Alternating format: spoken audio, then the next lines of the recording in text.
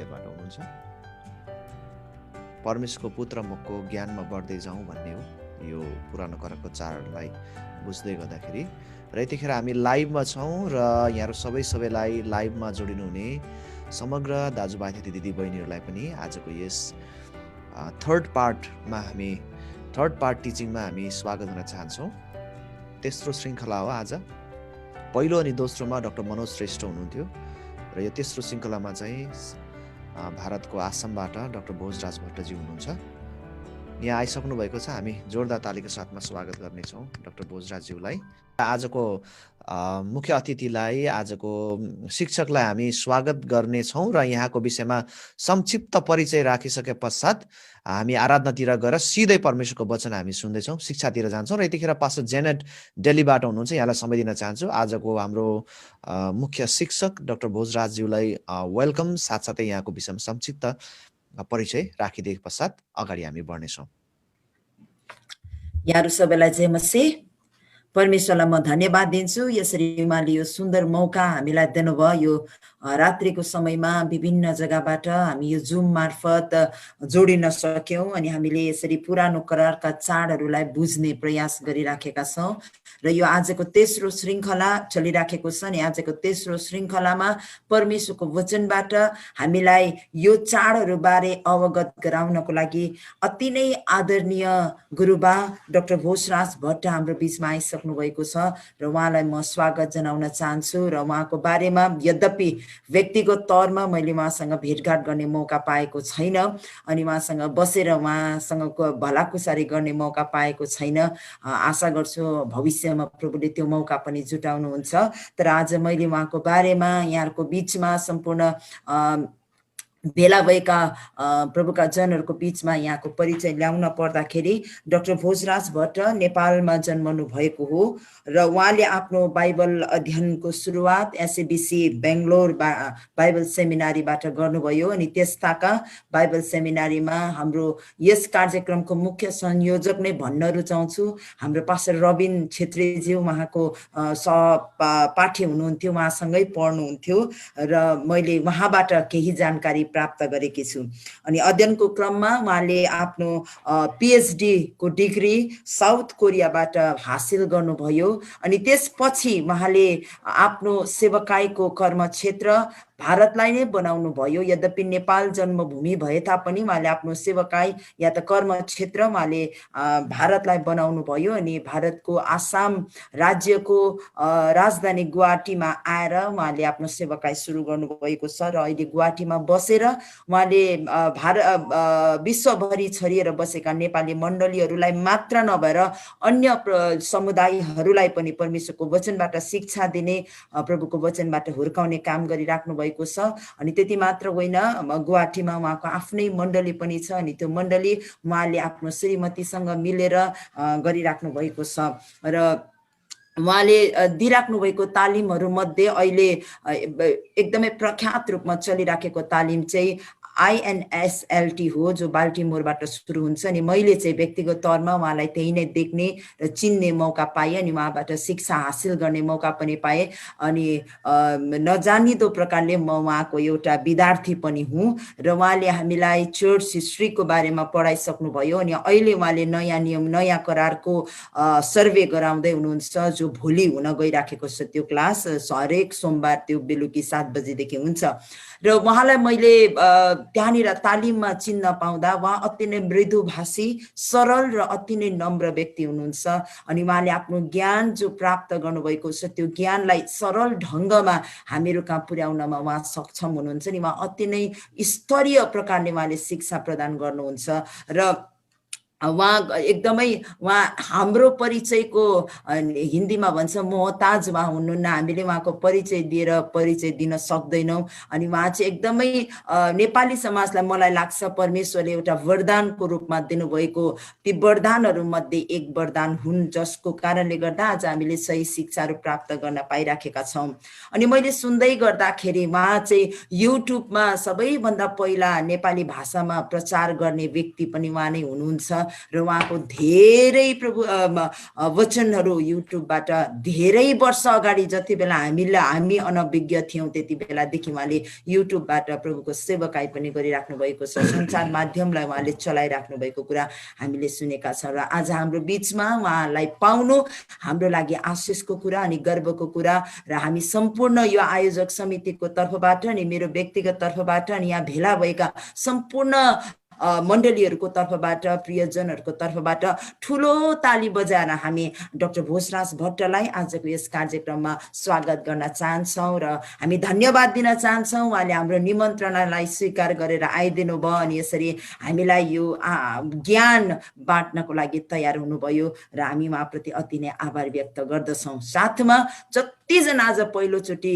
भेला हुनुभएको छ अनि दोस्रो र पहिलो श्रृङ्खलामा आउनु भएन तर आज आउनु भएकाहरूलाई पनि आजको यस कार्यक्रममा म स्वागत जनाउँदै आजको यो पाठलाई अगाडि लैजानको लागि एउटा ऐतिहासिक एङ्गलबाट किन आज हामीहरूको बिचमा यस्तो प्रकारको क्रिस्चियन समुदाय छ जसले यहुदी समाजप्रति अत्यन्तै बढी झुकाव गर्दैछ, आजको इजरायल देशलाई अत्यन्तै माथिल्लो स्थानमा राखेको छ र जसको कारण यहुदी चालचलनहरू, यहुदी रीतिविधिहरू, यहुदी परम्पराहरूलाई ख्रिस्टियन विश्वासभन्दा माथिल्लो स्थानमा राखिएको छ र आज हामीहरू त्यसपछि यहुदीहरूको जस्तै चालचलन रीतिरिवाज अपनाउनको लागि लालायत भएका छौँ। किन त्यस्तो हुन गयो?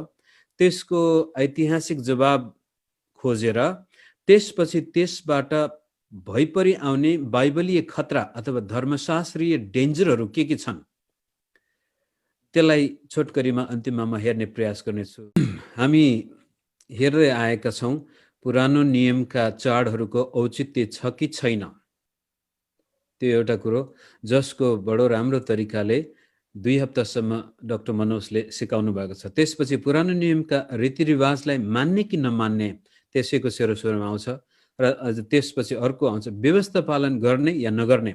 त चाडलाई मात्रै हेर्दाखेरि एउटा हल्का रूपले देखिएको हुन सक्छ, तर किन आज हामी त्यो चाडको सेरोफेरोमा समस्या देख्दैछौँ भनेदेखि त्यसको पछाडिपट्टिको समस्या अझ गहिरो छ। पुरानो नियमसँग हाम्रो सम्बन्ध कस्तो छ त्यसैमा ठुलो प्रश्न लाग्न सक्छ र त्यसलाई मात्रै नभएर बाइबललाई हेर्ने दृष्टिकोण पनि हामीले बुझ्नु परेको छ। विशेष यो अब इसाई समाजमा, नेपाली इसाई समुदायमा थियोलोजियनहरूको कन्ट्रिब्युसन अहिलेसम्म शून्य नै छ भने पनि हुन्छ। बाइबल स्कुल पढ्न गएका हामीहरू जो छौँ, कसैले पढ्यो आफ्नो चर्च र मिसनमा मात्र हामी सीमित छौँ। थियोलोजिकल किताबहरू अझै पनि हाम्रो सामनेमा पपुलर लेभलमा आएका छैनन् र धर्मशास्त्रीय दृष्टिकोणबाट सोच्ने तरिका पनि हामीले अपनाएका छैनौँ।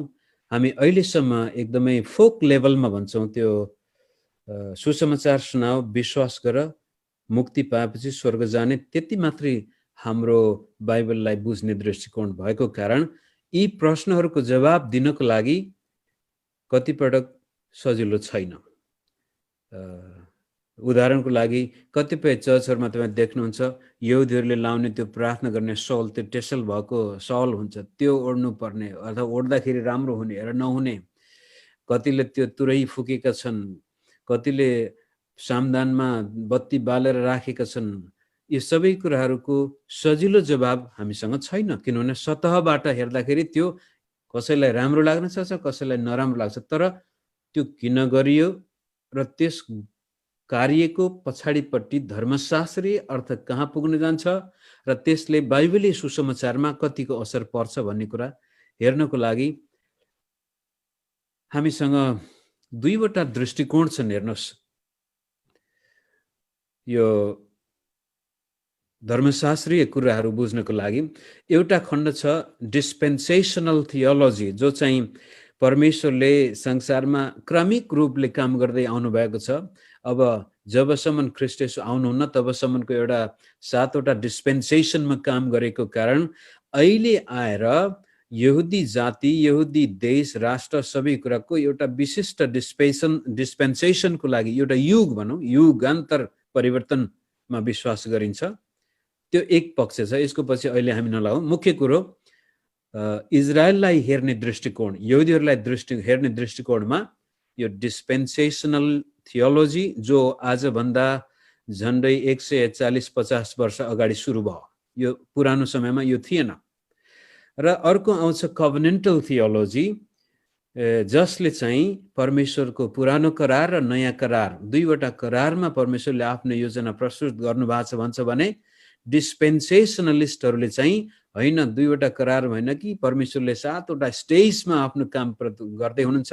अब चाहिँ हामी अन्त्यको समयमा आएका छौँ, येशू ख्रीष्ट आउँदै हुनुहुन्छ र यो येशू ख्रीष्ट आउनको लागि, त्यो डिस्पेन्सेसनको लागि इजरायलको जन्म हुनु, त्यसपछि यहुदी जातिले फेरि मन्दिर बनाउनु इत्यादि कुराहरू आवश्यक छन् भनेर यो 1860 अथवा 50-60-70 को दशकमा बेलायतको एकजना प्रचारकले सुरु गरेर पछि गएर अमेरिकामा डिएल मुडी जस्ता व्यक्तिहरूबाट निस्केको यो एउटा बाइबलीय अप्रोच हो, बाइबललाई उल्था गर्ने तरिका हो। र अहिले आएर इभान्जेलिकल थियोलोजी भनेर हामी हेर्छौँ यसलाई। अधिकांश इभान्जेलिकल चर्चहरू डिस्पेन्सेसनलिस्ट छन् भने रिफर्म्ड चर्चहरू चाहिँ कभनेन्टल छन्। भने जति पनि अहिले इजरायलका चाडपर्वहरू, इजरायलको रीतिरिवाजहरू, यो होली ल्यान्डमा भिजिट गर्नुपर्ने, यर्दनमा गएर बप्तिस्मा लिनुपर्ने, त्यहाँ जाँदाखेरि छुट्टै प्रकारको आशिष आउने, यी सबै कुराहरू यो डिस्पेन्सेसनल खापामा पर्न जान्छन्। त्यति मात्रै बुझ्नुहोस्। बाइबललाई हेर्ने अहिले दृष्टिकोण दुईवटा छन् र अहिले विश्वमा वास्तवमा डिस्पेन्सेसनलिस्ट एकदमै शक्तिशाली छन्। यहाँ कसैले त्यसको विरोध गर्ने बित्तिकै त्यसलाई झुटा शिक्षक भनिहाल्छन्। अनि यो 7वटा चाडहरूलाई उल्था गर्दाखेरि पनि डाक्टर मनोजले यसमा धेरै समय बिताइसकेको कारण म त्यहाँ धेरै समय लिदिनँ र पनि यो डिस्पेन्सेसनल भ्यूबाट उल्था गरिएको चाडहरूमा तपाईँले देख्नुहुन्छ। अब यो पेन्टिकोस्टको चाडसम्म ठिकै छ, तर त्यसपछि त्यो ट्रम्पेटदेखि लिएर डे अफ अटोनमेन्ट र ट्राबरनेकलहरूमा चाहिँ बाइबलले स्पष्ट रूपले कुनै अर्थ दिएको छैन यो भविष्यको लागि भनेर। यहुदीहरूले त्यो मनाए, तर येशू ख्रीष्टको दोस्रो आगमनसम्म त्यसलाई गर्न हामीले धेरै कल्पना गर्नुपर्छ। अनि कल्पनाको आधारमा भन्नुपर्छ यो येशू ख्रीष्टको आगमनकै लागि त्यहाँ पहिले दिएको थियो भनेर लख काट्नुपर्ने हुन्छ। यो एल्गोरिकल टिचिङमा आउने एउटा दोस्रो पक्ष हो। अब हामी तल जाउँ। यस किसिमले अब इजरायल र यहुदीहरूलाई हेर्ने, यहुदीहरूका चाडपर्वलाई हेर्ने, पुरानो नियमलाई हेर्ने दुईवटा अतिवाद छन् चर्चमा, टु एक्सट्रिम्स। एउटाले भन्छ we must celebrate Jewish festivals, we must follow the law, we want to become like the Jews because Jews are the special chosen people of God.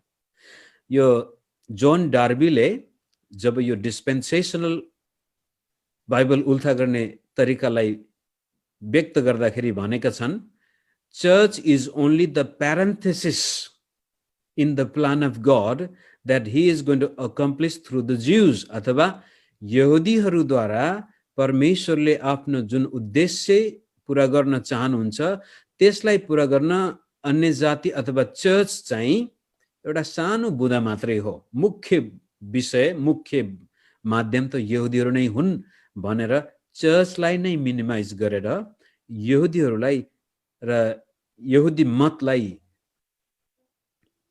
अन्त्यको समयमा बढी जोड दिएको छ। किनभने त्यो भएन भने फेरि डिस्पेन्सेसनल थियोलोजी काम गर्दैन। त एउटाले भन्छ हामी सेलिब्रेट गर्नुपर्छ, यहाँसम्म कि कुनै कुनै ठाउँमा त सर्कमसिजनलाई पनि स्वीकार गर्न थालेका छन्। मेन्टेन कोसेयर फुड, यो चाहिँ खाना, अब सुँगुर नखाने, के खानेकुरा खाने नखाने, यहुदीहरूको शुद्ध र अशुद्ध खानेकुराहरू पनि। अनि भिजिट होली ल्यान्ड, यो चाहिँ धर्म के भन्छ तीर्थयात्रा। अब येशू प्रभुले हिँडेको ठाउँमा हिँड्नु, त्यो देख्नु, जानु, अध्ययन गर्नु राम्रो हो, तर यरुसलेमको, यहुदियाको र माथि नासरतमा, गालिलको छेउछाउमा त्यो गालिल समुद्रको पानी छुने बित्तिकै त्यहाँ त एकदमै आशिष आउने छ। यर्दन नदीमा त गएर बप्तिस्मा लिने बित्तिकै हाम्रा पाप एकदमै चट्ट भएर पवित्र हुनेछौँ। यो सबै आउनुको पछाडिपट्टि यहुदी मतमा फर्किने एक किसिमको भावनात्मक जोड छ त्यहाँनिर। अब डक्ट्रिनली उनीहरू राम्रो हुन सक्छ, उनीहरूले भन हामी यीशु बाहेक अरू कसैमा विश्वास गर्दैनौँ, तर व्यवहारमा हामी देख्दैछौँ यो स्लो मुभमेन्ट टुवर्ड्स जुडाइजर्स भन्ने गलातीको किताबमा र त्यसपछि फिलिपी र रोमीमा पनि ती कुराहरू देखिन्छन्, जसको खुङखार विरोध प्रेरितहरूले गरेका छन्।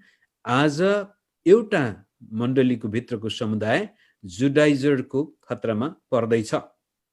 अर्को स्ट्रिम चाहिँ के छ भने this treats the law of Moses as something evil, leads to Marcionite understanding of the Bible. मार्सियन भन्ने एकजना व्यक्ति थियो सुरुकै समयमा, उसले पुरानो नियमको परमेश्वर, पुरानो नियमको बाइबललाई उसले इन्कार गर्यो। येशू ख्रीष्ट नै अन्तिममा प्रेमिलो परमेश्वर, पुरानो नियममा चाहिँ एकदमै क्रोधी परमेश्वर, त्यसै कारण पुरानो नियम मान्नु हुँदैन। यहाँसम्म कि सुसमाचारमा पनि मत्ती मर्कुसलाई छोडेर उसले लुकाको सुसमाचारलाई मात्रै स्वीकार गर्दछ। यो मार्सियोनाइट अन्डरस्ट्यान्डिङ अफ द बाइबल भनेपछि पुरानो नियम महत्त्वपूर्ण छैन, हामीसँग नयाँ नियम छ, त्यति भए पुग्छ। अब व्यवस्था पुरानो नियम मतलबै छैन, मण्डलीमा प्रचारै गर्नु हुँदैन भन्ने पनि एउटा पक्ष देखिन्छ, जसको कारण it leads to the misunderstanding of the nature of God, परमेश्वर को हो भन्ने कुरामा नै मानिसहरू अन्योलमा पर्छन्। यो कुरो नेपाली चर्चमा सायद अब बिस्तारै आउँदैछ होला र कतिपय विश्वासीहरूले यो सुनेको पनि नहुन सक्छ। कारण यस्ता सम्मेलनहरू पहिला हुन्थेनन् पनि, भयो भने पनि हामीलाई मनपर्ने प्रचारकहरू मात्र हामी सुन्न चाहन्छौँ। यो के भन्छ, चिलाएको कान कन्याइदिने खालको प्रचारक मात्रै हामी मन पराउँछौँ। एउटा मन नपर्ने व्यक्तिले प्रचार गरेको त्यसलाई सुन्नै मन पर्दैन, जसको कारण हामी सिक्न सकिरहेका थिएनौँ। तर यो लकडाउनले हाम्रो नेपाली चर्चमा एकदमै थियोलोजिकल एक्सप्लोसन नै भन्छु म त। विभिन्न ठाउँमा तपाईँहरूले देख्दै हुनुहुन्छ, हामी एकअर्कासँग आफ्नो कोठा नछोडेरै यस्तो खालको सेवा सम्मेलनमा जान सक्ने भएका छौँ, सिक्ने भएका छौँ र सायद यो प्रश्न गर्ने बेला पनि आएको छ। त बाइबललाई हेर्ने, मण्डलीलाई हेर्ने, परमेश्वरको राज्यलाई हेर्ने, सुसमाचारलाई हेर्ने दृष्टिकोणमा डिस्पेन्सेसनल भ्यू एउटा छ, कभनेन्टल भ्यू अर्को छ, र त्यसमा पनि तिनै बीचहरूमा पनि पुरानो नियमलाई हेर्ने पनि दुईवटा अतिवाद छन्। एउटाले कामै लाग्दैन भन्दछ, अर्कोले अब त्यो पालन गर्नुपर्छ। एकातिर भनेको छ हामी त अनुग्रहको मुनि छौँ, हामीले केही व्यवस्था पालन गर्नु पर्दैन भनेको छ भने, अर्कोतिर हामीले यो चाडपर्व मानेनौँ, तुरै मण्डलीमा तुरै फुकेनौँ, सौल लाएर प्रार्थना गरेनौँ भने प्रभुले प्रार्थनै सुन्नुहुन्न, हामीले आशिषै पाउँदैनौँ, हाम्रो आवाज प्रभु कहाँ पुग्दैन। यसको मतलब तल हामी हेर्दै जानेछौँ, यी कुराहरूमा जोड दिन थालेपछि येशू ख्रीष्टको क्रुसको शक्ति रित्तो हुँदैछ। अब हामी how should we deal with this old testament law and rituals, त्यसलाई छोटकरीमा हेर्नको लागि यो प्रेरितको किताब 10 देखि 15 अध्याय धेरै महत्त्वपूर्ण खण्ड छ। हामीलाई थाहा छ पत्रुसलाई जब परमेश्वरले कर्नेलियसको घरमा जा भन्दाखेरि पत्रुस जो यहुदीहरूको महत्त्वपूर्ण प्रतिनिधित्व गर्ने प्रेरित हुन्, उनले परमेश्वरसँग वाद विवाद गर्छ, म कसरी यस्तो खान सक्छु। अनि अन्तिममा उनी परमेश्वरको आवाजलाई स्वीकार गर्छन्, कर्नेलियसको घरमा जान्छन् र त्यहाँ पवित्र आत्मा जसरी यहुदीहरूमा आउनुभयो तिनीहरूमा आउनुहुन्छ र कुनै निसङ्कोच खतना बिना, कुनै यहुदीहरूको चाडपर्व मान्ने नमान्ने कुनै प्रकारको प्रस्ताव नराखिकनै बप्तिस्मा दिन्छ। तर यरुसलेममा आइसकेपछि विवाद हुन्छ। लो पत्रुस त अन्य जातिकोमा गयो, यसले त अन्य जातिहरूलाई स्वीकार गर्यो भनेर विवाद हुन्छ। अनि फेरि 11 अध्यायमा उसले अगुवाहरू सामनेमा सफाई दिन्छ। त्यसपछि पौल र बर्नबासले जब परमेश्वरको काम गर्दाखेरि त्यहाँ पनि अन्य जातिहरू आए। अब यहुदी बन्ने या जस्तो छन् त्यस्तै अनुसार विश्वास गर्ने ठुलो समस्या आयो। अनि प्रेरित 15 अध्यायको पहिलो मण्डलीको महासभामा उनीहरूले निर्णय गर्दछन्।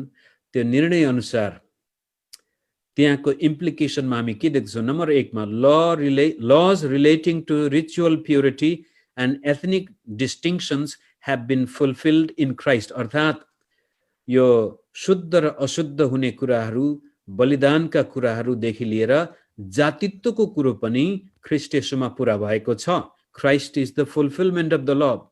येशू प्रभुमा परमेश्वरको पूर्ण व्यवस्था पूरा भएको छ। अब त्यसलाई अलि तन्काउने हो भनेदेखि येशू ख्रीष्टमा परमेश्वरले इजरायललाई अथवा अब्राहम, इसाक र याकुबलाई दिएका सम्पूर्ण प्रतिज्ञाहरू पनि पूरा भएका छन्। व्यवस्था मात्रै येशूमा पूरा नभएर परमेश्वरले अब्राहमलाई दिएका सम्पूर्ण प्रतिज्ञाहरू पनि पूरा भएको कुरो नयाँ नियमले स्पष्ट पार्छ।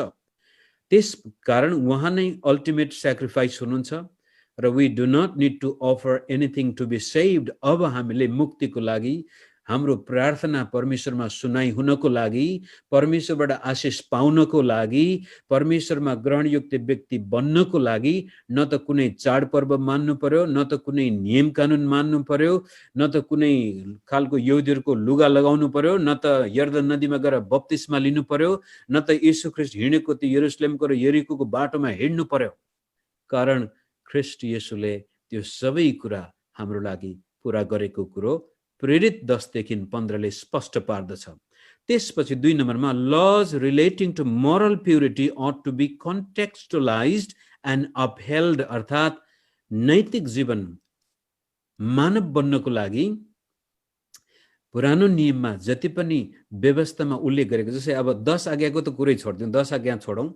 जस्तै उदाहरणको लागि यो सिला बिन्ने कि सिला बुन्ने के भन्छौँ हामी, र रुथको किताबमा हामी देख्छौँ हामीले गहुँ काट्दाखेरि, धान काट्दाखेरि त्यो पुरै टकटुकै नटिप्नु, पछाडिपट्टि गाउँका गरिबहरू जो कमजोर छन् तिनीहरू आएर सिला बुनुन् अथवा अलिअलि छोडेर जानु।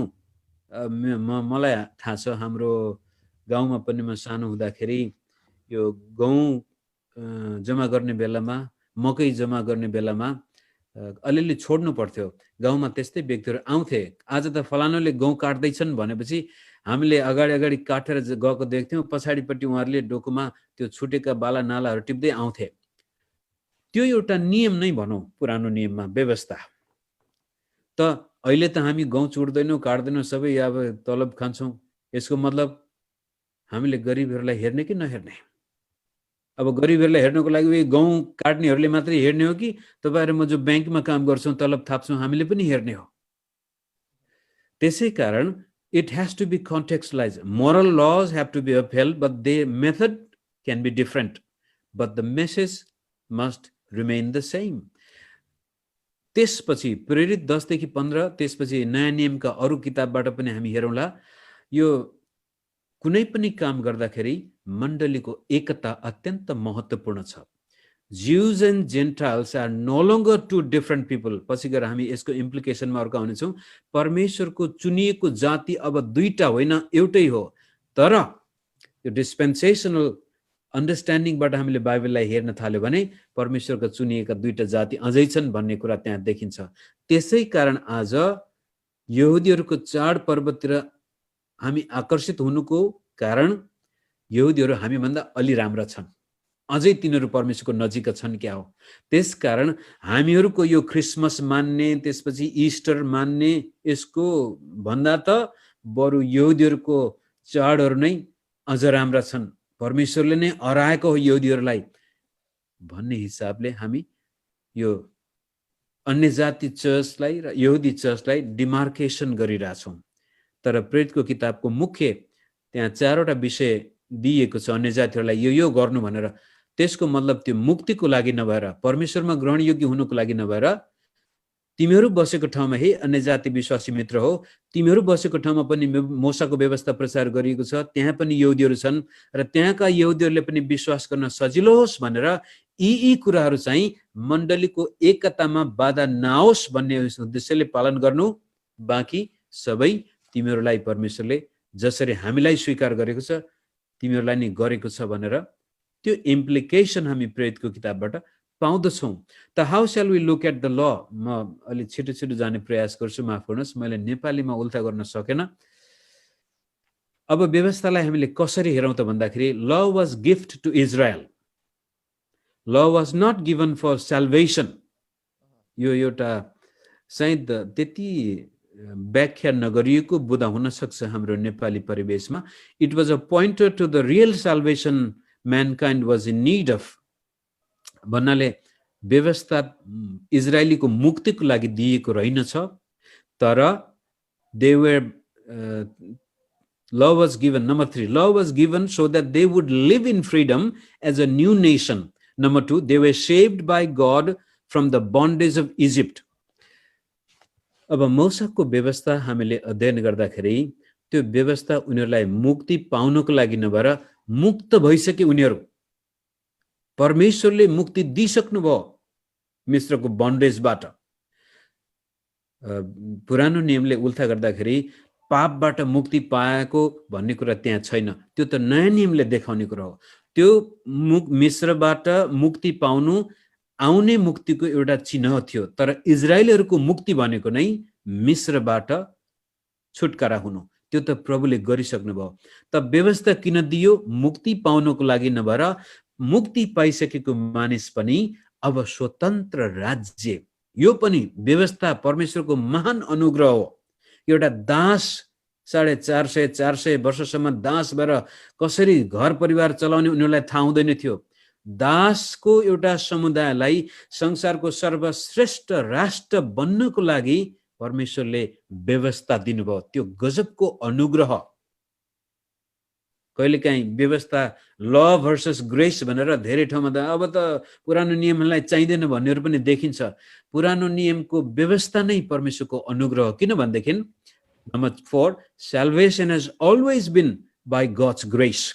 चाहे त्यो पुरानो नियममा होस् चाहे नयाँ नियममा होस्। आदमले जब पाप गर्दाखेरि पनि परमेश्वरले आदमलाई छालाका लुगा लगाइदिनु भएको, त्यो पनि एक्ट अफ ग्रेस। त्यसकारण मूसाको व्यवस्था पनि परमेश्वरको अनुग्रहको एउटा कार्य थियो, अनुग्रह थियो इजरायली जातिको लागि। The man was always a passive recipient of God's grace and that is by faith. पुरानो नियममा पनि यदि कसैले मुक्ति पाएको छ भनेदेखि परमेश्वरले गरेको कार्यलाई विश्वासद्वारा स्वीकार गर्नु।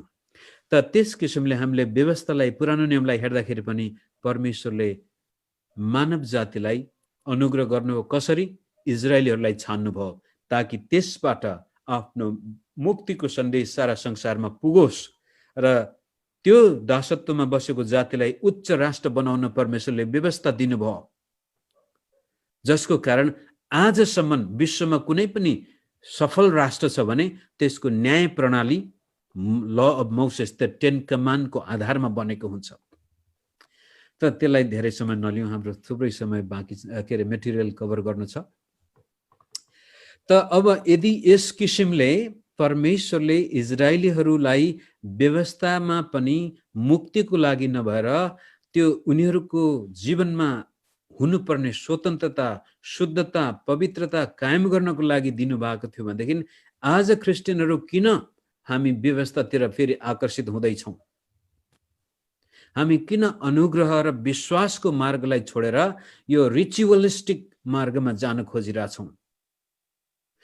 मैले यो विरोध गर्न खोजेको त होइन, तरै पनि अहिले आएर हाम्रो देशमा हिजो अस्ति हामी सँगै सेवा गरिरहेका मित्रहरू आज इस्टर्न अर्थोडक्स चर्चमा प्रवेश गरिसक्नु भएको छ।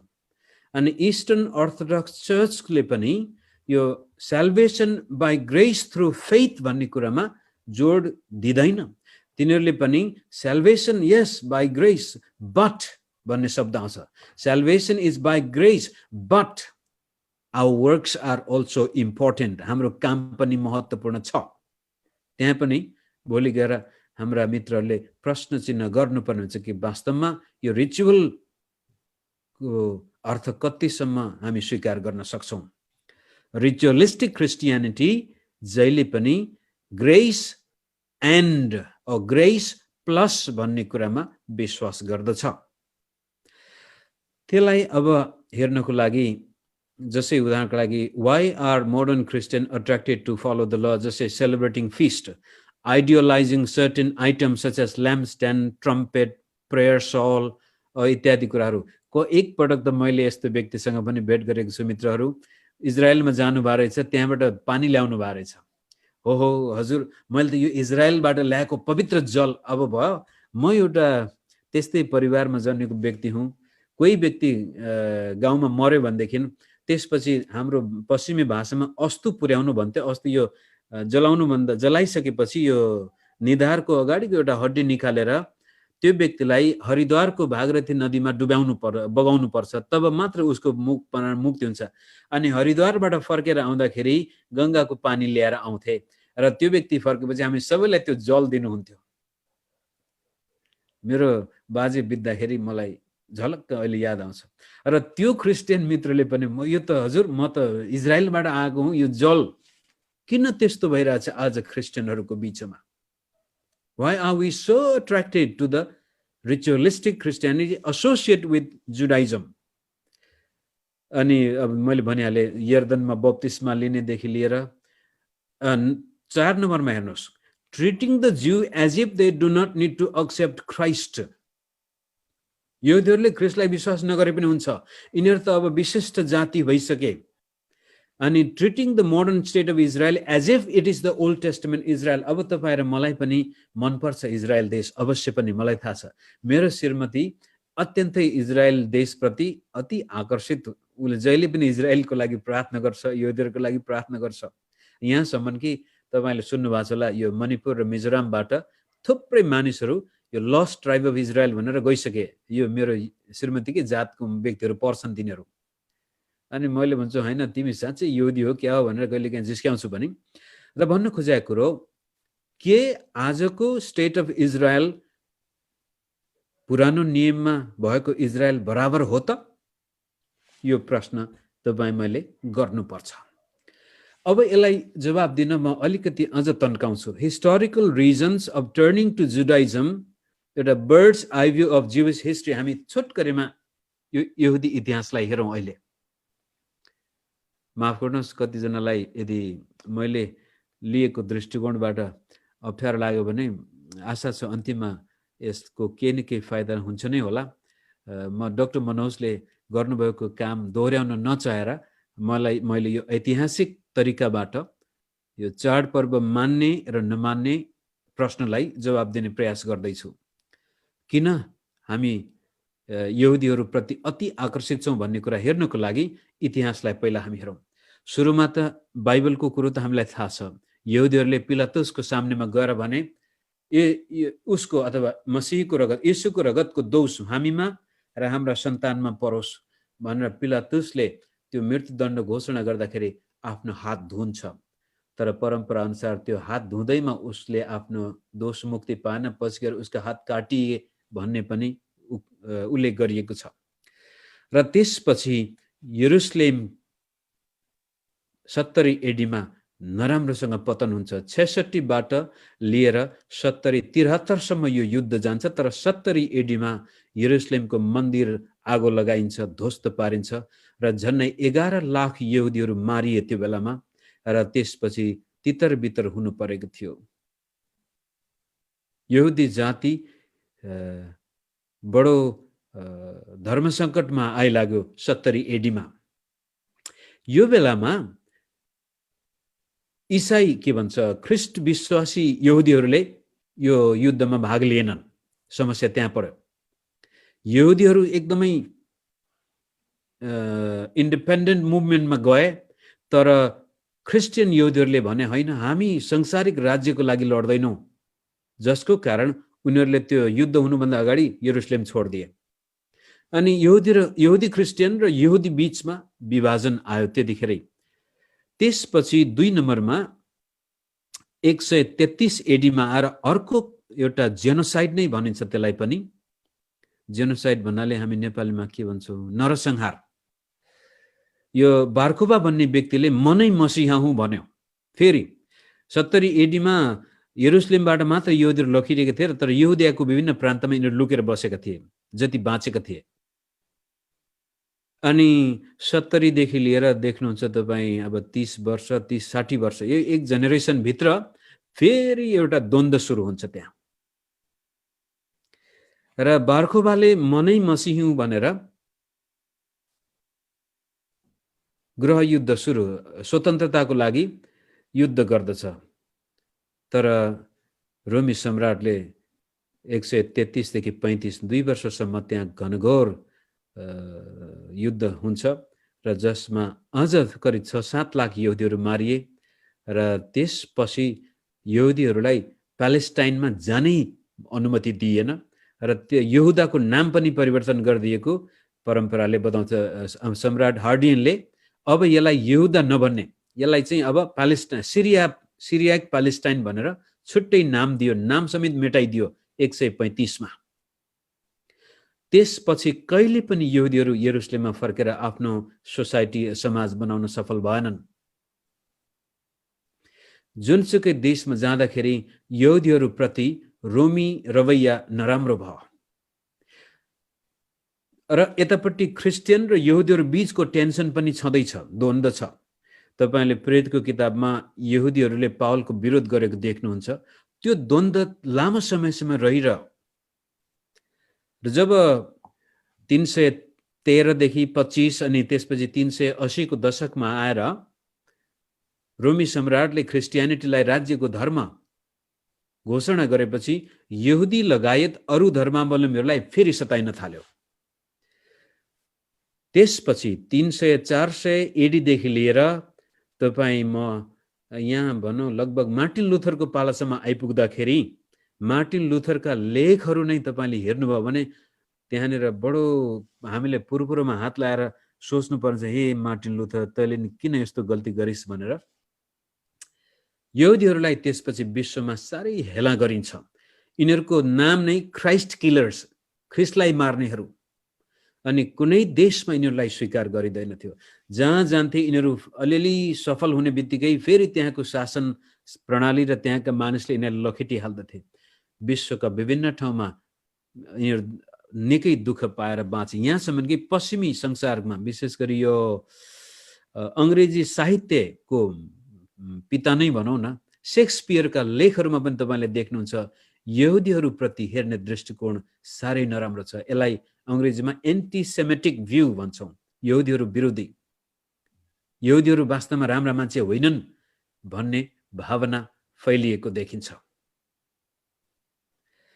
र युरोपमा धेरै दुःख, यहाँसम्म युरोपमा त यहुदीहरूले यो हिटलरलाई मात्र हामी दोष दिन्छौँ। हिटलर आउनुभन्दा कैयौँ वर्ष अगाडिदेखि नै, कैयौँ भन्नाले शताब्दीौँ अगाडिदेखि नै यहुदीहरूलाई स्वतन्त्रता थिएन। यस्ता नियम युरोपका विभिन्न देशमा डिस्क्रिमिनेटोरी लजहरू हुन्थे। यहुदीहरूले यो गर्न पाउने, यो नगर्न पाउने। अनि उनीहरू बस्न पनि घेटो भन्ने शब्द चाहिँ एकदमै त्यो झुक्की स्लममा बस्नु पर्ने, अनि के काम गर्न पाउने के नपाउने। यहुदीहरूप्रति संसार बडो दुष्ट नै भयो, दुष्ट व्यवहार गरियो यहुदीहरूप्रति।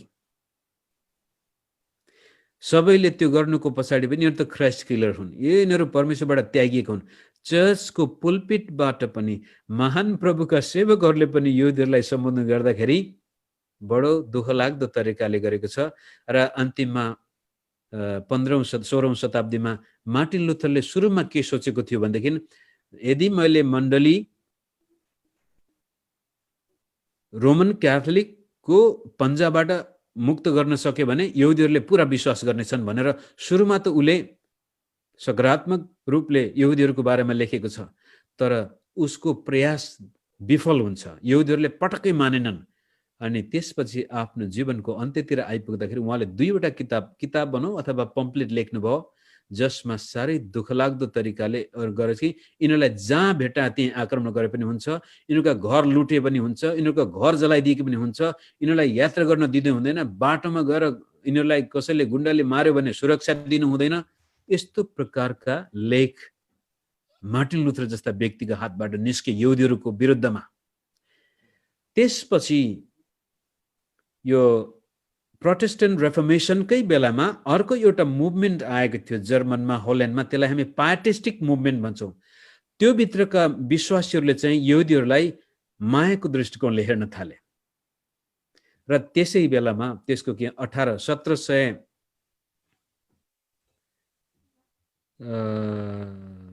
कहाँ पुगेका छौँ हामीहरू? ओके, होलोकॉस्टमा आइपुगेका छौँ। Church is filled with the Christ killers, Martin Luther, अनि त्यसपछि हिटलर। मैले चाहिँ त्यहाँ एउटा बुँदा राख्नु बिर्सेछु कि? ओके ओके, त्यहाँ आउँदैछ। र हिटलरको आउनुभन्दा अगाडि एउटा फ्रान्स के भन्छ नेपोलियनले यहुदीप्रति गरेको व्यवहार अलिक राम्रो छ, त्यसलाई देखाउन खोजेको थियो। त्यहाँ आएको छैन, पछि हेरौँला। र जब हिटलरले त्यसपछि आएर यहुदीहरूलाई नरसंहार गर्दछ, तब बल्ल क्रिस्चियनहरूको त्यो विवेकमा दाग लाग्यो। डिट्रिक बोनहोफर जस्ता पास्टरहरूले नाजिजमको विरोध गर्दाखेरि आफ्नो ज्यान दिनु पर्यो, तर त्यति बेला अधिकांश जर्मन पास्टरहरू चुप लागेर बसे यहुदीहरूको नरसंहारको बेलामा। तपाईँले कोरी टेन बुम भन्ने व्यक्तिको नाम सुन्नुहुन्छ। उहाँका बाउआमा जो होल्यान्डका थिए, उहाँहरूले बरु यहुदीहरूलाई सहायता गर्यो, तर अधिकांश क्रिस्चियनहरूले यहुदीहरूलाई क्राइस्ट किलरकै रूपमा स्वीकार गरे र लाखौं यहुदीहरू जलेर नष्ट भइरहेको बेलामा पनि मान्छे बोलेका थिएनन्। तर अन्तिममा अति भएपछि बल्ल अब यहुदीहरूलाई हेर्ने दृष्टिकोणमा परिवर्तन आयो। थियोलोजियनहरूले हिजो अस्ति यिनीहरूलाई एकदमै शेक्सपियरको भाषामा उल्थै गर्थे भने अब अलि विचार गर्नुपर्ने भयो।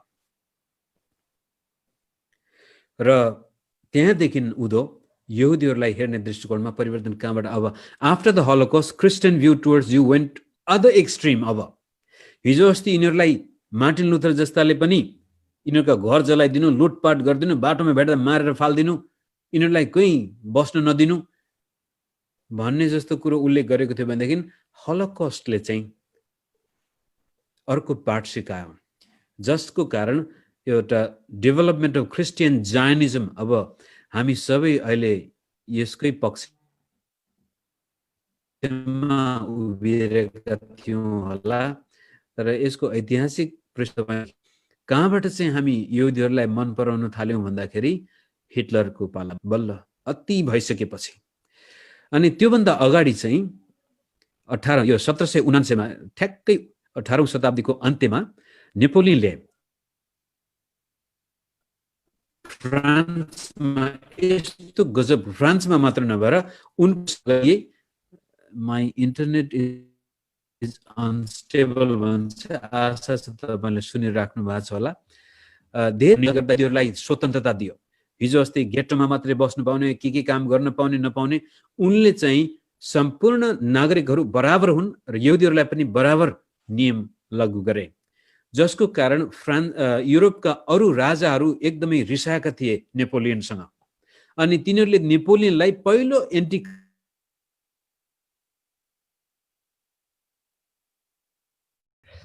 अलराइट, हामी यो क्रिस्चियन जायनिजम कहाँबाट सुरु भयो भन्दाखेरि नेपोलियनबाट सुरु भएको कुरो हामीले हेरेका थियौँ। र त्यसपछि नेपोलियनको राज्य पतन भयो। नेपोलियनले आफ्नो साम्राज्य फैलाउन सक्नु भएन, उहाँको हार हुन्छ। त्यसपछि बेलायतले ओभरटेक गर्यो फ्रान्सलाई, बेलायती साम्राज्य चारैतिर फैलियो। र त्यही नै बेलामा बेलायतको एउटा क्रिस्चियन ग्रुपले जोन डार्बी भन्ने व्यक्तिकै नेतृत्वमा नै भनौँ, यो यहुदीहरूको लागि हामी छौँ, अब चर्चले सहायता गर्नुपर्छ यहुदीहरूलाई आफ्नै राज्य स्थापना गर्न भनेर जोड दिएको थियो। र फेरि बेलायतले पहिलो विश्वयुद्धमा यहुदीहरूको राज्य स्थापना गर्न सकेन, विभिन्न कारणवश त्यतिकै छोडेर गयो। त्यहाँ विवादै विवाद भयो पहिलो विश्वयुद्धको अन्त्यमा पनि। र त्यसपछि फेरि पहिलो विश्वयुद्धकै केही समयपछि जर्मनमा नाजिजमको सुरुवात हुन्छ र यहुदीहरूको नरसंहार हुन्छ। त्यसपछि बल्ल सारा देशहरू मिलेर 1948 मा स्टेट अफ आजको अहिलेको इजरायल देशको स्थापना घोषणा हुन्छ। र पनि यो घोषणा पनि बडो अनौठो किसिमको छ। युनाइटेड नेसनले निर्णय न त हुन्छ भनेछ न हुन्न भनेको छ। यो बडो साइलेन्ट डेक्लेरेसन भन्छ यसलाई चाहिँ। युनाइटेड नेसनले स्टेट अफ इजरायल भयो भने भनेन, भएन भने भनेन, जसको फाइदा त्यति बेलाका पहिला राष्ट्रपति प्रधानमन्त्रीले भन्छ आफैले डिक्लेयर गरेपछि अन्तिममा बिस्तारै बिस्तारै अरू राष्ट्रले स्वीकार गरे। अहिलेसम्म धेरै राष्ट्रले स्वीकार गरेको छैन। यो स्टेट अफ इजरायलको जन्म हुँदाखेरि पनि अमेरिकामा भएको ब्याप्टिस्ट डिनोमिनेसनले स्वीकार गर्न सकेको थिएन। उनीहरूलाई अझै कसरी यसलाई लिने थाहा थिएन। त्यो डिस्पेन्सेसनलिस्ट अन्डरस्ट्यान्डिङ अफ द बाइबल अझै त्यति साह्रो व्याप्त भएको थिएन। र त्यसपछि तपाईहरु मलाई थाहा छ यो लेफ्ट बिहाइन्ड सिरिज एउटा गीत पनि हाम्रो धेरै प्रख्यात भयो, त्यो life is filled with guns and roses भन्ने त्यहाँबाट आयो। थुप्रै यस्ता किताबहरू लेफ्ट बिहाइन्ड सिरिज अनि मुभीहरू हामीले हेर्यौं।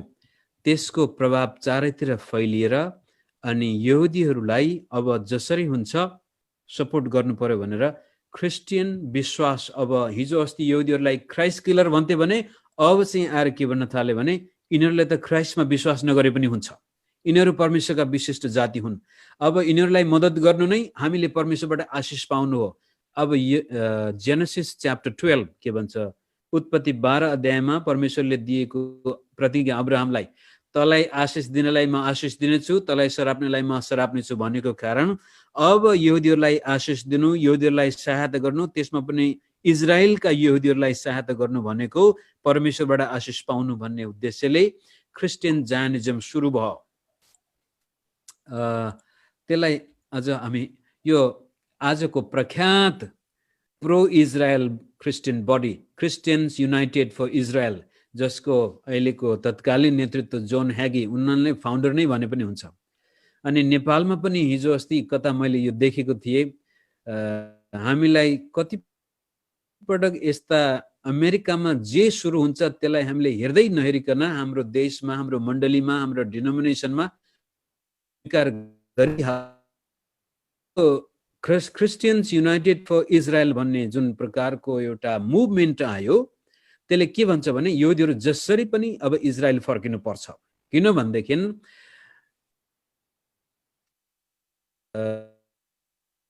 Take return of the Jews from exile literally to Israel. त्यो चाहिँ के भन्दै पुरानो नियममा जसरी बेबिलोनबाट फर्केर आएका थिए त्यसै गरी अब फेरि समस्या भयो जस्तो छ, फेरि त्यस्तै किसिमले इजरायलमा यहुदी फर्काउनु पर्छ, किनभने त्यो नहुन्जेलसम्म येशू आउनुहुन्न। द ज्युइस स्टेट इज सो एकदमै येशू ख्रीष्टको दोस्रो आगमनको लागि अत्यन्त महत्त्वपूर्ण छ भनेर उनीहरू भन्दैछन्। दे बिलिभ बिब्लिकल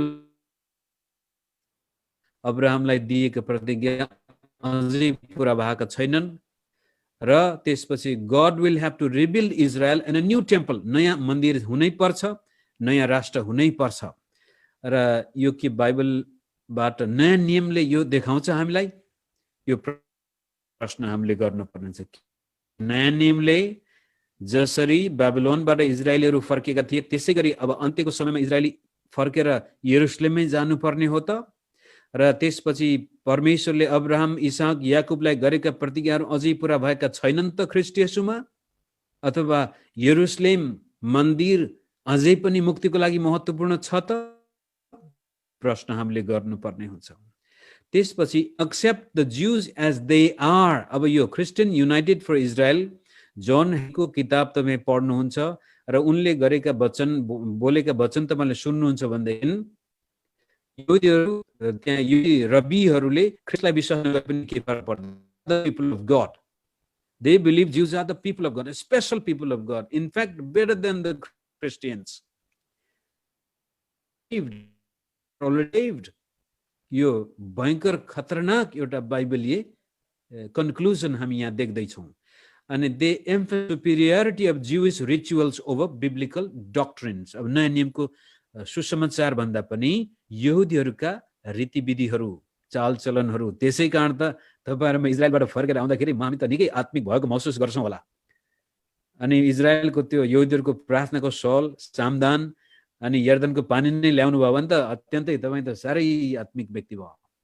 किन त्यो भयो? Because they have a misunderstanding of the gospel itself. Number 3, Jewish mysticism and charismatic extremes are the consequences of overemphasizing the importance of the modern state of Israel. त्यहाँ के हुन्छ भने they do not have enough biblical doctrine to support these things. So what happened? They depend on political and historical event. Christian Zionism एउटा political movement हो, तर आज भारतमा, नेपालमा त्यसलाई हामी स्पिरिचुअल मुभमेन्टको रूपमा लिइरहेछौँ। अनि जसको कारण यो ज्युस मिस्टिसिजम भन्ने चाहिँ तपाईलाई यो मिस्टिसिजमलाई नेपालीमा के भन्छौँ, यो टुनामुना मन्त्रतन्त्र का कुराहरू आउँछन् त्यहाँ। अत्यन्तै त्यो दर्शन देख्ने, सपना देख्ने, स्वर्ग पुग्ने, स्वर्गबाट जाने, नरकबाट आउने, यी सबै कुराहरू मिस्टिसिजमको सेरोफेरोमा आउने कुराहरू हुन्, जो यहुदी मिस्टिसिजम एकदमै त्यो कुमरान कम्युनिटीदेखि लिएर हामी देख्दैछौँ। र क्यारेक्टर स्ट्रिम्स भन्ने बित्तिकै रिचुअलिस्टिक कुराहरूमा विश्वास गर्ने, होली ल्यान्डलाई अत्यन्तै महत्त्व दिने, यहुदी रीतिविधिलाई महत्त्व दिने, तेल अभिषेकका कुराहरूदेखि लिएर पानीका अभिषेकका कुराहरू, ट्रम्पेटका कुराहरू, यी सबै त्यसमा आउँछन्। हेर्नुहोस्, अब सायद कसैलाई अप्ठ्यारो नलागोस्, मैले कसैलाई दोष लाउन खोजेको छैन, तर हाम्रो यो विश्वास हामी जे गर्दैछौँ त्यसको पछाडिपट्टि प्रश्न गर्न पनि हामीले सिक्नुपर्छ मित्रहरू। जसको कारण उनीहरू अब बाइबलमा मात्र नभएर त्यसलाई सहायता गर्नको लागि they approach to apocryphal books such as, apocryphal भन्नाले जो चाहिँ पवित्र आत्माको प्रेरणाबाट लेखिएका होइनन् भनेर यहुदी धर्मगुरुहरूले र त्यसका साथसाथै मण्डली चर्चका धर्मगुरुहरूले पनि इन्कार गरेका किताबहरू, जस्तै बुक अफ युनोक, यो 1, 2, 3 वटा छन् त्यसका, बुक अफ युनोक, त्यसपछि बुक अफ बारुक, अनि एस्ड्रा एजरा एउटै हो तर ग्रिक भाषामा एजरा, यो एस्ड्रा लेखे पनि। यी किताबहरू चाहिँ कस्ता छन् भने प्रकाशको पुस्तकसँग मेल खान्छन्, यिनीहरू दानियलको पुस्तकसँग मेल खान्छन्, रहस्यका कुराहरू छन्, अर्थ लाउनै गाह्रो छ, स्वर्गका कुराहरू, स्वर्ग गएको, विशेष गरी यो बुक अफ एनोक चाहिँ त्यस्तो किताब छ जहाँ एकदमै स्वर्ग र पृथ्वी छ, यस्तो छ कि त्यो व्यक्ति चाहिँ सिँढी लाएर चढेर जुनै बेला आउन जान सक्ने खालका। त्यसै कारण धेरै पटक यहुदीहरूले पनि र क्रिस्चियनहरूले यिनीहरूलाई यो these are not inspired books भनेर छोडिसकेका छ। र पनि कतिपटक आज हामी यो यो यो 7 डे एडभान्टेज पनि यसमा लागिसकेको छ। र मैले त्यो नाम लेख्न बिर्सेछु, यो कतिपय यो कल्टिक टिचिङहरू पनि यस्ता किताबबाट सुरु भएका छन्।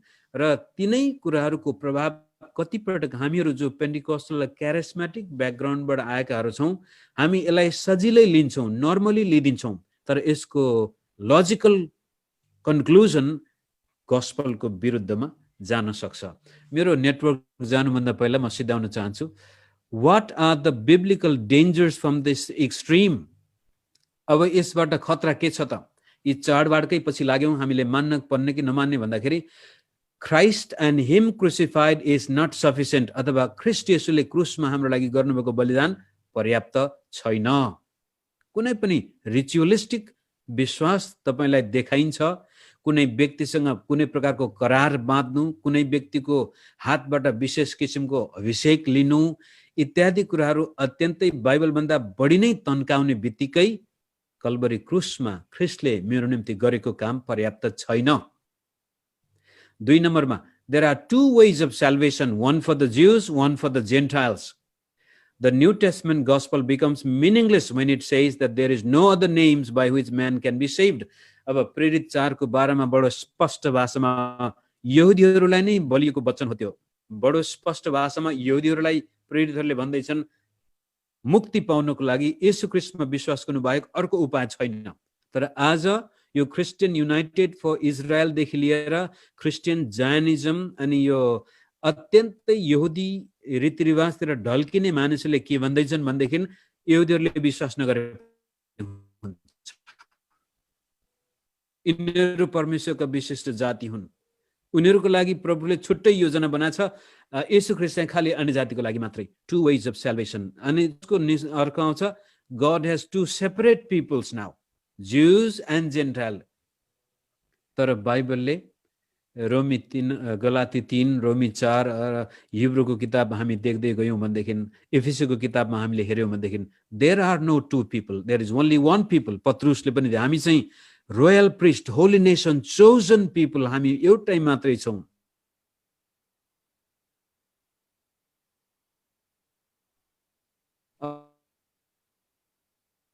त यो जोन हागीका किताबमा तपाईले हेर्नु भने त मन्दिर बन्दैछ यो त्यो भनेर धेरै उत्साह दिनुहुन्छ। उहाँले मन्दिरको लागि प्रार्थना पनि गरेको छ, मन्दिर बनोस् यहुदीहरुका लागि, किनभने यहुदीको मुख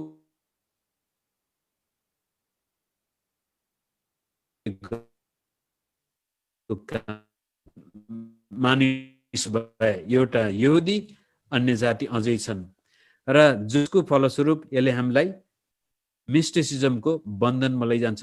त्यो अब हेर्नको लागि गलाती 3:6-9 हेरौँ। अब्राहमलाई नै हेर, उनले परमेश्वरमा विश्वास गरेथे र यो उनको निम्ति धार्मिकता गनिएको थियो। यसकारण तिमीहरूले यो जान कि जसले विश्वास गर्छन् तिनीहरू नै अब्राहमका सन्तान हुन्। रोमी 4:6 पनि त्यो उल्लेख गरेको। परमेश्वरले अन्य जातिहरूलाई विश्वासद्वारा धर्मी ठहराउनुहुन्छ भन्ने धर्मशास्त्रले पहिलेदेखि नै देखेर अब्राहमलाई तमा नै सबै जातिले आशिष पाउनेछन् भन्ने सुसमाचार अघिबाटै सुनाइयो।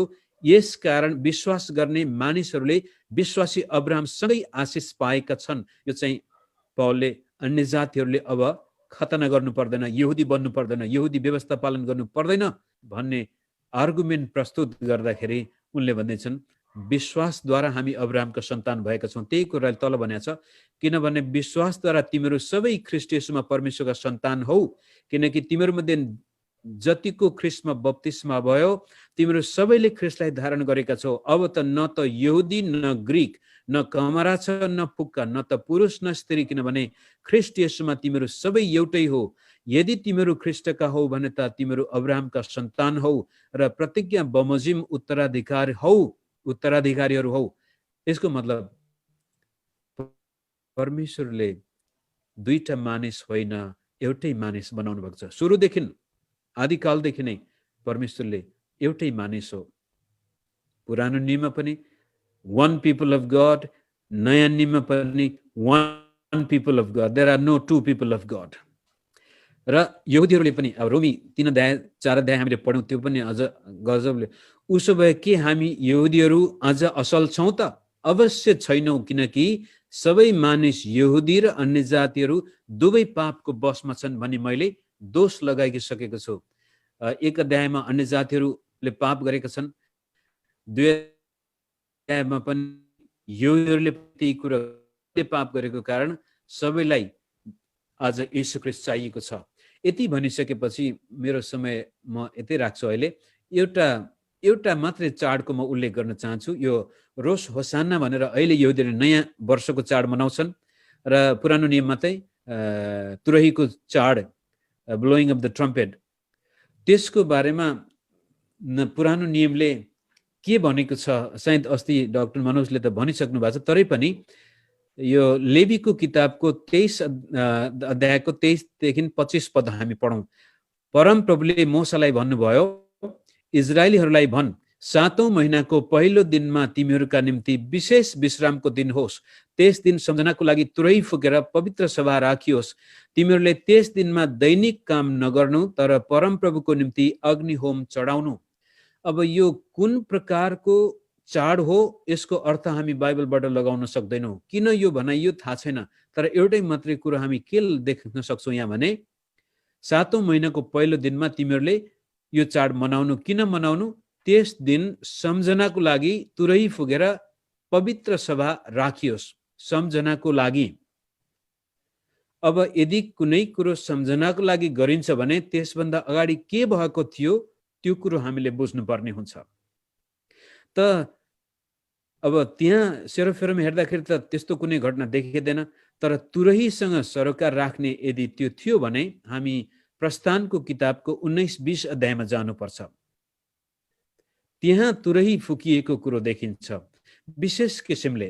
त्यो कुरो हेर्नको लागि हामी प्रस्थान 19:13 पढौँ अनि 16 र 19 पद पनि पढौँ। तुरही लामो गरी बज्दा तिनीहरू पर्वतसम्म आउन्। यो चाहिँ व्यवस्था दिँदाखेरि परमेश्वरले मोसालाई भन्नुहुन्छ, जा तल गएर तिनीहरूलाई पवित्र बना, यसो गरून् र त्यसपछि यो पहाडको छेउमा तिनीहरू आउन्। तुरहीको आवाज सुनेपछि तेस्रो दिन जब बिहान भयो तब पर्वतमा गड्याङ गुडिङ भयो र बिजुली चम्क्यो र बाक्लो बादल पर्वतमा उठ्यो र तुरहीको अति चर्को आवाज सुनियो। यो चाहिँ मानिसले फुकेको तुरही हो होइन उल्लेख गरिएको छैन, तरै पनि यो एउटा अलौकिक तुरही नै देखिन्छ। अनि छाउनीमा भएका सबैजना थरथर कामे र तुरहीको आवाज अझ चर्को गरी बस्न लाग्यो। तब मोसा बोल्न लागे र परमेश्वरले मेघ गर्जनमा तिनलाई जवाब दिनुभयो। यो चाहिँ व्यवस्था दिँदाखेरिको अवस्था उल्लेख गरिएको छ। सायद त्यसै कारण तुरहीको चाड यहुदीहरूले मनाउनुको मुख्य उद्देश्य चाहिँ व्यवस्था दिएको दिनको सम्झनाको लागि हुन सक्छ। कारण त्यसलाई अझ स्पष्ट पार्न नेहमियाको किताबमा हामी जाउँ। नेहमियाले जब इजरायलमा यो सबै कुराहरू व्यवस्थित गरिसकेपछि त्यहाँ इजरायलले किताब पढेको कुरो, हामी व्यवस्थाको किताब पढेको कुरो यसरी देख्छौँ। 7औं महिना लाग्दा जब इजरायलीहरू आफ्ना सहरहरूमा स्थापित भएका थिए, तब सबै मानिसहरू पानी ढोकाको सामुको चोकमा एउटै मानिस जस्तै गरी भेला भए। परमप्रभुले इजरायललाई आज्ञा गर्नुभएको मोसाका व्यवस्थाको पुस्तक ल्याउन तिनीहरूले शास्त्री इजरायललाई भने। यसर्थ 7औं महिनाको पहिलो दिनमा पुजारी इजरायली समुदायको सामान्य अर्थात् सुनेका कुरा बुझ्न सक्ने सबै पुरुष र स्त्रीहरूका सामुन्ने व्यवस्थाको पुस्तक ल्याए। तिनले त्यसबाट पानी ढोकाका सामुको चोकपट्टि फर्केर बिहानदेखि मध्य दिनसम्म पुरुष, स्त्री र बुझ्नेहरूको उपस्थितिमा पढे र सबै मानिसहरूले व्यवस्थाको पुस्तकबाट पढिएको कुरा ध्यानसँग सुने। यसले के देखाउँछ भनेदेखि 7औं महिनाको पहिलो दिन तुरहीको आवाजमा मूसासँग परमेश्वर बोल्नु भएको थियो व्यवस्थाको लागि, दिनको लागि भने। त्यो चाड मनाउनको लागि इजरायलले त्यसै दिन व्यवस्था पढेको देखिन्छ। यसको मतलब उनीहरू सम्झना गर्दै थिए, the giving of the law. त आज कतिपटक यो तुरही फुक्ने चाडलाई हामी थेसलोनीको किताबमा जब अन्त्यको समयमा ख्रीष्ट बादलमा तुरहीको आवाजमा आउनेछन् भनेर हामी लिटरली फेरि त्यही कुरो लिएर र त्यसपछि त्यो तुरहीको आवाज नसुन्जेलसम्म प्रभु नै आउनुहुन्न, पवित्र आत्मा नै आउनुहुन्न, यो कता कता अर्थको अनर्थ लगाइदिएका छौँ। त यो चाहिँ सम्झनाको लागि, के को लागि सम्झना हेर्दाखेरि लाग्छ व्यवस्था दिएको दिनको सम्झना। अब त्यसलाई हामीले नयाँ नियममा दाँच्ने नै हो भनेदेखि हामीले दाँच्नको लागि ख्रीष्ट येशूले स्थापना गर्नुभएको करार सम्झिनु पर्यो। पुरानो व्यवस्थाको पुरानो करार सम्झाउँछ भने ख्रीष्ट येशूले अन्तिम भोजमा भन्नुहुन्छ, यो मेरो रगत तिमीहरूको लागि नयाँ करारको लागि बगाइएको रगत हो भन्नुभएको छ। त त्यसलाई हामी प्रभु भोजसँग पनि दाँच्न सक्छौँ। यस किसिमले मैले भन्न खोजेको कुरो के थियो भनेदेखि मेरो समय सिद्धियो। त्यहाँ थुप्रै अरू रिचुअल्सहरूको हामी पछि पढ्न जान्छौँ। यदि समयमै हामीले यो गर्ने कुराहरूको अर्थ राम्रोसँग बुझ्न सकेनौँ भनेदेखि यसलाई पछि गर्दै गर्दै जाँदाखेरि बाइबलको विपरीत गइरहेको हुन सक्छौँ। तर हामीलाई त लागेको हुनसक्छ हामी त एकदमै आत्मिक छौँ, हामीले परमेश्वरलाई जानेका छौँ, बुझेका छौँ। तर यसको निष्कर्षमा सुसमाचारलाई नै हामीले रद्द गरेका छौँ। कल्भरी क्रुसमा ख्रीष्ट येशूले मानिसको निम्ति, यहुदी होस् अन्य जाति दुवैलाई पूर्ण रूपले मुक्ति दिइसक्नु भएको छ। अब रोमीको किताबमा पनि जाने मन थियो, तर म अहिले यतिकै राख्छु। रोमीमा त्यो एक मानिस, वान पिपल अफ गड भनेर चाहिँ त्यो ओलिभ ब्रान्च, ओलिभ ट्रीलाई देखाएको छ। जरा चाहिँ ख्रीष्ट येशू हुनुहुन्छ, रुख चाहिँ इजरायल थियो, हाँगा बिगार चाहिँ विश्वास गर्नेहरू हुन्। अब अहिले हामी कलमी लागेर भएका छौँ भने विश्वास नगर्नेहरू काटिएका छन् र एक दिन तिनीहरू पनि फेरि त्यसै रूपमा गाभिनेछन्। र वान पिपल अफ गड, हामी एक मानिसहरू हौँ, दुई होइनौँ। अनि अब यरुशलेमको मन्दिरको लागि हामीले पर्खिने हो अथवा ख्रीष्ट येशूले भन्नुभयो यो मन्दिरमा नष्ट गरेर 3 दिनमा फेरि स्थापित गर्नेछु भनेर आफ्नै शरीरलाई देखाउनु भयो। र त्यसपछि बाइबलले, नयाँ नियमले तपाईँ र मेरो शरीरलाई मन्दिर बनाएको छ, मण्डली परमेश्वरको मन्दिर भएको छ भने आज यो एक्सट्रिम यहुदी मतहरूप्रतिको आकर्षणले फेरि अब फिजिकल मन्दिरको हामी खोजी गर्दैछौँ। यो कतिको बाइबलीय छ र त्यही मन्दिरको खोजी गर्ने मनासेकै कारण हामी चाडपर्वको पनि पछि लागिरहेछौँ। त्यसपछि यहुदी मिस्टिसिजमले हामीलाई प्रभाव पारेको कारण मन्त्र तन्त्र, त्यसपछि यो गर्दाखेरि यहाँबाट आशिष आउँछ, यो गर्दाखेरि यहाँबाट राम्रो हुन्छ भनेर यो टुनामुनाको आत्माले पनि त्यहाँ काम गर्यो। तपाईले हेर्दै हुनुहुन्छ अल्फा ओमेगा मिडिया, कुरा जीवनको यात्रा अनन्तको।